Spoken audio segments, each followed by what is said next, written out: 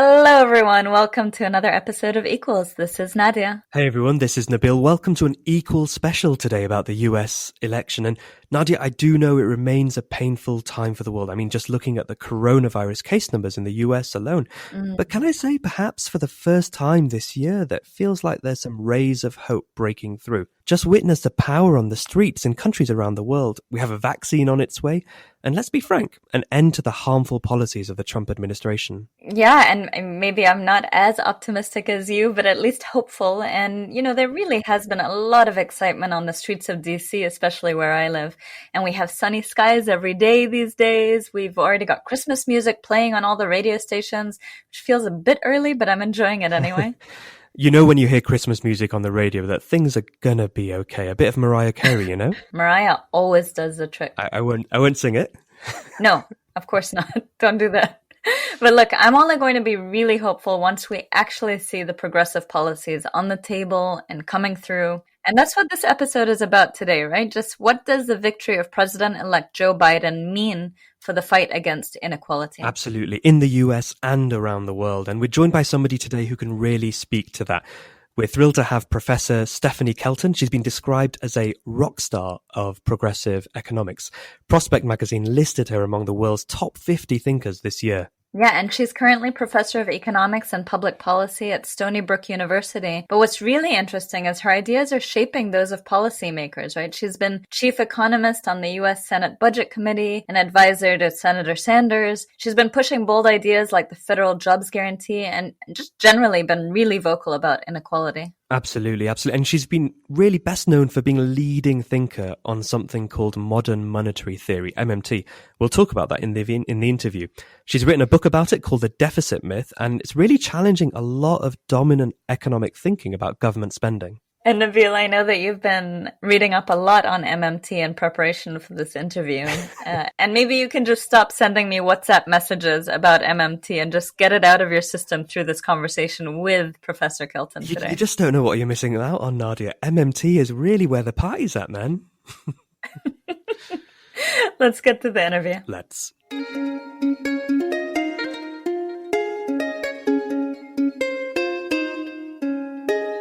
Hey, Professor Kelton, a huge thank you for joining us. We thought who better to speak to in the wake of the US election? And you're right there at the nexus of progressive economic ideas and politics in the United States. So a very, very warm welcome to Equals. Oh, it's my pleasure. Thanks for inviting me. Stephanie, if I might call you that, why don't we start right there then? Now the dust is settling on the election. We're curious how you're feeling about things. Are you hopeful in the wake of the results?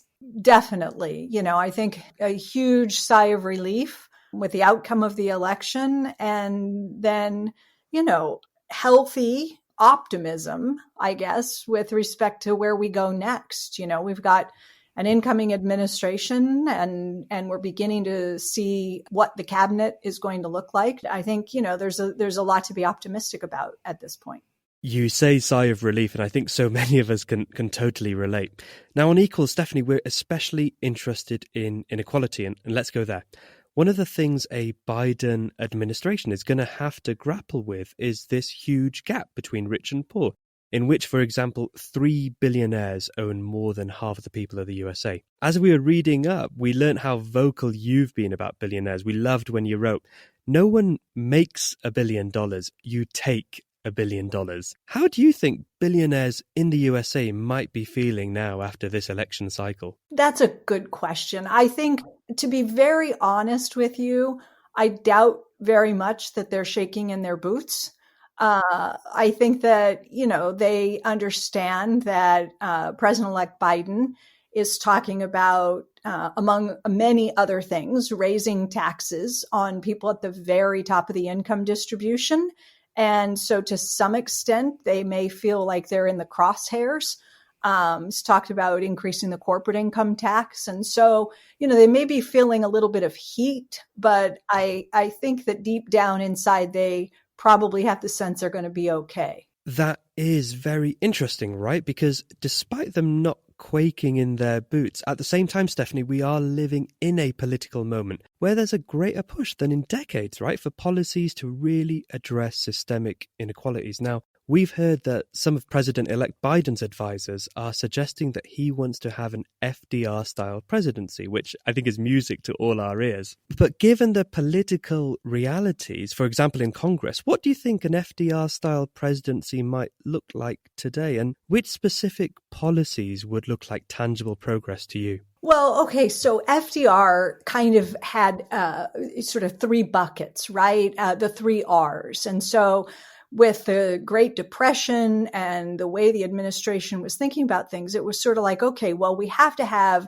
something to deal with the immediate crisis, which is joblessness and a lack of income. So there were relief programs put in place. And then there were longer term investments in the economy that were designed to pave the way for the recovery phase, right? So those are two of the R's. You have relief and recovery. But then what made FDR so special is that he also wanted to tackle some of the systemic injustices, some of the parts of the economy that were just not working, and to repair and rebuild. And here comes the third R, reform the system. And so, I guess the answer is to think of something that would be on par with an FDR-like agenda. You're talking about transformative investments in the economy. And we've talked a little bit about inequality. So recognizing that one of the ways in which our economy is very broken, and you referenced that tweet that I sent some time back about, the problem with the people at the very top isn't so much for me that they don't pay their fair share. It's that they keep taking more than their fair share. And they do that through a variety of mechanisms, including patents, monopolies, various forms of protection, trade deals, the tax code, labor laws. So FDR sort of went at all of that. And that's what a real reformist agenda would look like. And so if we're imagining what this administration might do that's on a scale even remotely like FDR, then I think you're looking for, very ambitious investments in the economy, a new industrial policy, big investments in manufacturing, reshoring jobs, dealing with climate, doing it in a just way so that there is an opportunity for workers to transition, large scale public spending programs that directly re-employ millions of workers, building a care economy. We should totally, before long, have a podcast series just about FDR, and there's so much we can learn from him. But listening to you there, it seems to me that, there isn't such a shortage of well thought of ideas, but there is at times a shortage of political courage. What do you think it's going to take to actually pursue such an ambitious reform agenda? FDR, remember famously, you've got to make me do it, he said.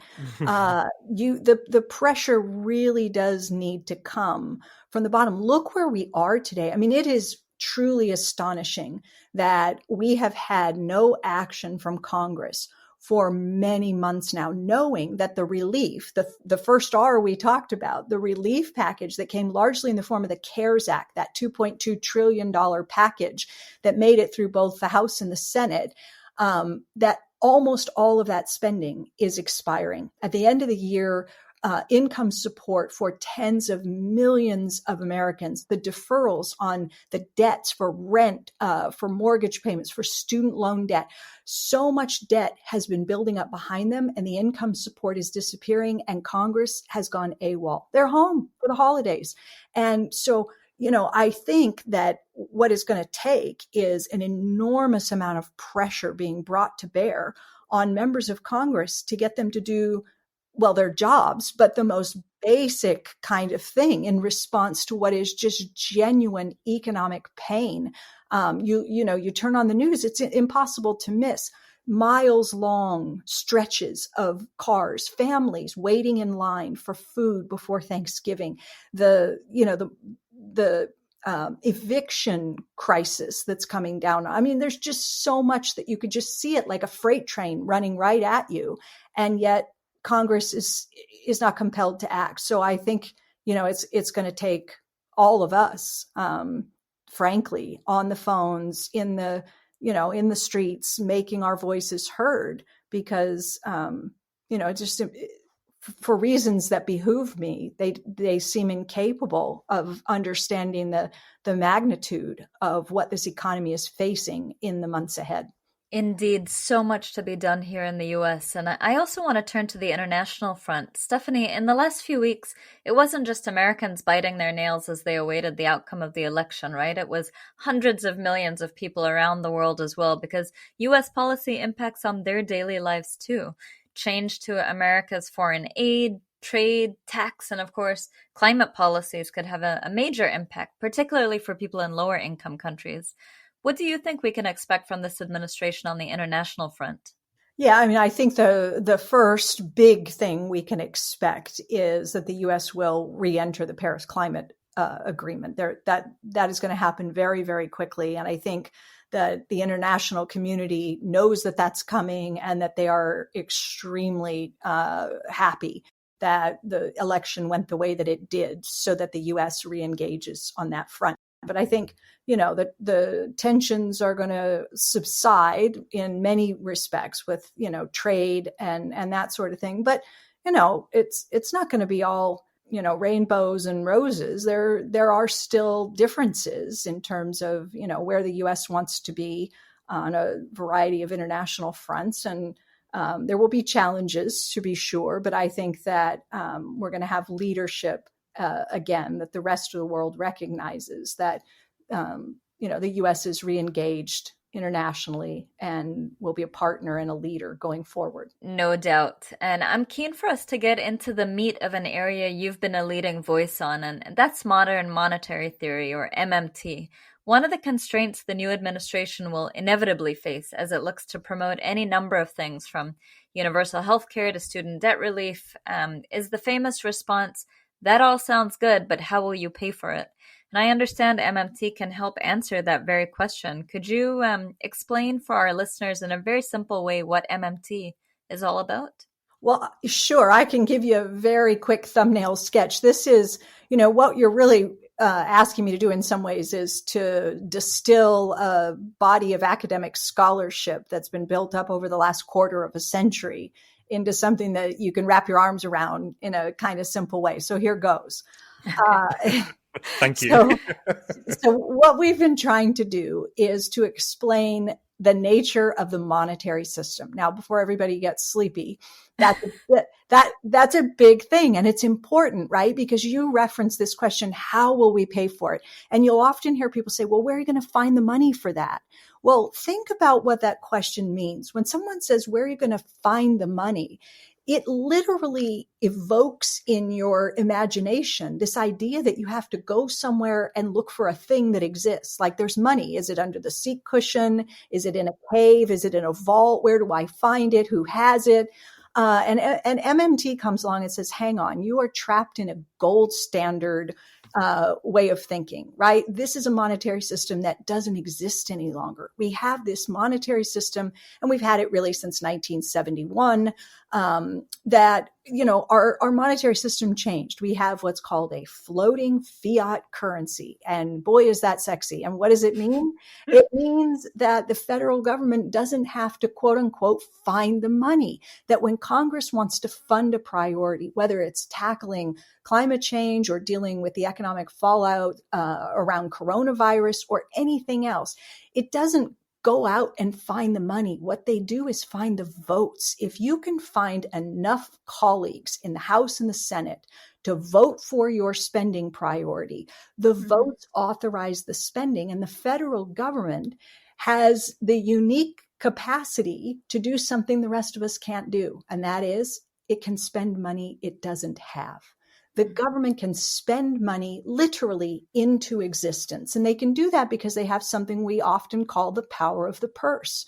The federal government in the US, in Australia, in Japan, in the UK, and Canada, and many other countries is the issuer of what we might call a sovereign currency. The issuer of the currency is like the scorekeeper at a basketball game, right? The stadium doesn't run out of points. The arena doesn't run out of points.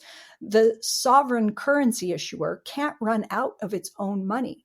Now, that doesn't mean that there are no limits. It can spend too much. Congress could authorize too much spending. And the punishment for that is not default. It's not bankruptcy. It's inflation. So there are limits, but the limits under the kind of monetary system that exists today are in the real economy. It's in our economy's ability to keep up, right? To supply enough real goods and services to keep up with any demand the government is enabling by spending more. But apart from the inflation constraint, there's nothing about the government's finances or budget that are at all akin to those of a household or of a private business. Kudos to you for summarizing a lot in there in a couple of minutes. In reading your book, Stephanie, and your writings, I feel I've gone on a bit of a journey, right? From starting the book thinking, no way, surely, just given how much you do challenge conventional wisdom, to by the end of the book, just imagining what governments like the US, the UK and others could realistically be delivering. But Stephanie, just to dig deeper, I mean, could you explain something important to us all, which is this? What does MMT mean for the fight against inequality? Let's think first about, the existing disparity. So, if we were on video instead of on a podcast, and I could separate my hands and I could put one of my hands way up high in the air and the other hand way down low toward the ground. And I said, this is how much inequality we have today, right? And I want to do something about that because I believe that the disparities that exist today are so extreme that they don't just undermine the functioning of our economy, they're corrosive to our democracy. So I want to address the disparity, the inequality. How does MMT help us think differently about dealing with inequality? MMT is not using the rich like a piggy bank. Okay, MMT does not want to treat billionaires as the obstacle to prosperity, the thing that you have to go through in order to get to where you want to go. You've got to go through the billionaires and take some of what they have. MMT says, no. The federal government has far greater spending capacity than even Jeff Bezos, right? He's got nothing compared to what Congress can do. That doesn't mean you don't go after concentrations of wealth and income in order to, deal with extreme inequities. It just means that you don't have to allow, the billionaires to be impediments to progress. You don't have to take from them in order to achieve other goals. So what you're suggesting is a subtle but significant shift in framing, that we don't actually need to rely on the wealth of the rich to fight inequality. Yeah, I don't want to become dependent on the wealthy in order to fund, an ambitious progressive agenda. I would never want the billionaires to hold the key to prosperity. Right. And you hinted at this earlier, but I wonder if you can just clarify. If MMT means Uncle Sam can pay for everything, does MMT then negate the importance of taxing wealth? And how do you deal with concentration of wealth then? Well, I think about pre-distribution, and I think about taxing for the purpose of reducing income and wealth inequality. And I think about spending for the purpose of advancing public purpose, of better funding infrastructure, healthcare, education, and so on. I don't think of it in terms of redistribution. It's just not my mental model, because redistribution for me means I take money from you and use that money to fund XYZ. And MMT recognizes that the purpose of the tax is not to pay for XYZ. The purpose of the tax is to remove dollars from somebody else's hands. And the question is why? Well, you might do that simply because you want to aggressively deal with the concentrations of wealth and income. And so that's the purpose of the tax. But it's just, it seems like a subtle difference, but I think it's really significant. Yeah. Absolutely. And Stephanie, a big part of me wonders if MMT is just clearing the fog about what's happening already. And maybe the right actually understand it better than everyone else. There's more we can speak about there, but we do have to draw this interview to a close. And to end, we wanted to zoom out a bit here and talk about the exciting, the growing, the increasingly influential progressive movement in the USA, and you're a part of this movement. Where do you see it going in the next few years? Well, I think what's interesting is the alignment between different movement groups. And that's where, the synergies will come when you recognize that we have these intersecting crises, that we have a healthcare crisis, we have an economic crisis, we have a climate crisis, we have a housing crisis, we have a student debt crisis.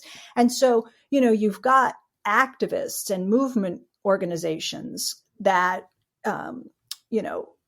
evolved to advocate for each of those uniquely. But now more and more I'm seeing, the different parties recognize that their interests are aligned, that, you can't, solving one problem often requires addressing the other problem or problems. And so I think that, when that begins to happen and you get movement groups like Black Lives Matter and the Sunrise Movement and Strike Dead and other kind of organizations aligning their movements, the Fight for 15 and so forth, then that's where the real potential for unleashing, progress comes from.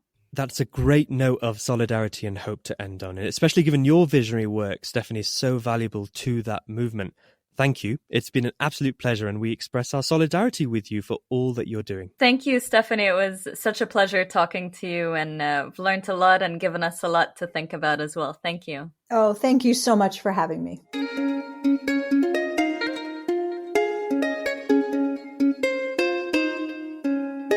Fantastic interview. I mean, where to start, Nadia? Billionaires not shaking in their boots, healthy amount of optimism, cross-movement solidarity. I mean, what stood out for you? Yeah, fascinating discussion. And, I have to say, the moment that I really enjoyed was when she said that people really need to show demand for progressive policies. Saying that the work is not done. You can't rely on the new administration or politicians to just do the right thing because they've been elected. You have to continue to push them. And there are strong movements out there to push. We just need to really keep up that momentum. Absolutely. And I love this story that Stephanie mentioned, and how former President FDR, when he met with these activists, and he said to them, "You've convinced me, now go out and make me do it." And I see that's a job for movements, for citizens, for all of us, really. And what's clear also to me, Nadia, is movements are saying we can't just go back. We need to go forward. And this is going to be so important because there is this idea out there, and I do think it comes from privilege, that all was fine in the pre-Trump era. But actually, we need to be really clear that this has been a harmful economic model for decades. And we need a far more honest and critical assessment of the past if we're going to build a better future, I 100% agree. And I mean, I do think it's not just from privilege, right? It's from short-term memories and media saturation, especially over the past 4 years. But I feel like things could easily slip back, as you said, as well. We've had so many progressive proposals coming out through the Democratic primaries earlier this year, but I worry that there's just going to be this focus on undoing the harmful policies rather than thinking about how can we really push the envelope here on fighting inequality. And it's frustrating sitting here in the US to see how ideology gets in the way of even some of the most basic ideas, right? Healthcare for all is a debate in the richest country in the world. It's really? Shocking. Yeah, I mean, and speaking of richness and money, I just want to know, did you get your MMT fix? I absolutely did get my MMT fix, and I hope you did too. Nadia, it's a big idea, and it's really changing the way people think about the economy. It's also realization that governments do spend when they want to, be it the CARES Act, be it bank bailouts, be it on increased defense spending. When that happens, I see it in the UK. Nobody's asking, how are we going to pay for that? So this is clearly about making the political choice to spend on the right things. And more than injecting money, this is really, for me, about injecting imagination into our politics. And I think that's what MMT offers. I've got to tell you, Nadia, I am a convert to it. Are you going to be joining me? I have to say, it is quite fascinating. I'll tell you what, let's just keep the WhatsApp discussion going. Fair enough. That we will. Brilliant. That brings us to a close for this episode today. Nadia, do you want to share what's coming up next? Yes, I am really excited for our next episode. It's on an issue many around the world will be interested in, and that is the impact of the pandemic on education and education inequality specifically. So do stay tuned for that. Absolutely. Very much look forward to that. Friends out there, thank you very, very much for joining us today. Do, as ever, please place a review. It helps us boost the podcast. Give us a solid 5 stars. Do share the podcast with your friends and your family. Thank you. Till next time. Bye.